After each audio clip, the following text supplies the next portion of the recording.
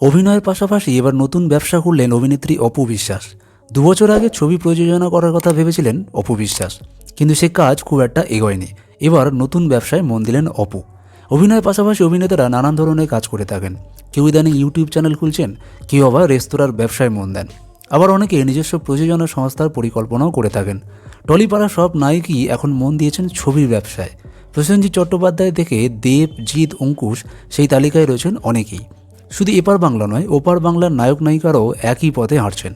বাংলাদেশের সংবাদ মাধ্যম যুগান্তরের প্রতিবেদন অনুযায়ী অভিনেত্রী অপু বিশ্বাসও মন দিয়েছেন নিজস্ব ব্যবসায়। সম্প্রতি নায়িকা রেস্তোরাঁ এবং শ্যালোর ব্যবসায় মন দিয়েছেন।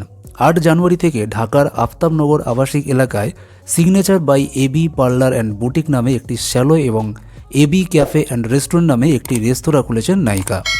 2 বছর আগে নাকি অভিনেত্রী ছবি প্রযোজনার পরিকল্পনা করেছিলেন।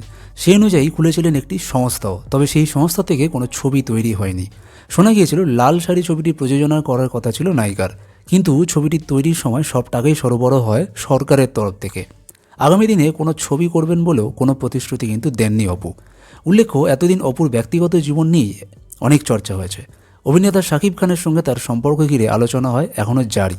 তবে ব্যক্তিগত জীবনের জন্য নয়, নিজের কাজের জন্য আলোচনায় থাকতে চান অভিনেত্রী অপু বিশ্বাস। বিনোদনের এরকম আরও ভিডিও পেতে চ্যানেলটি সাবস্ক্রাইব করে বেল আইকনে প্রেস করে আমাদের সঙ্গে থাকুন।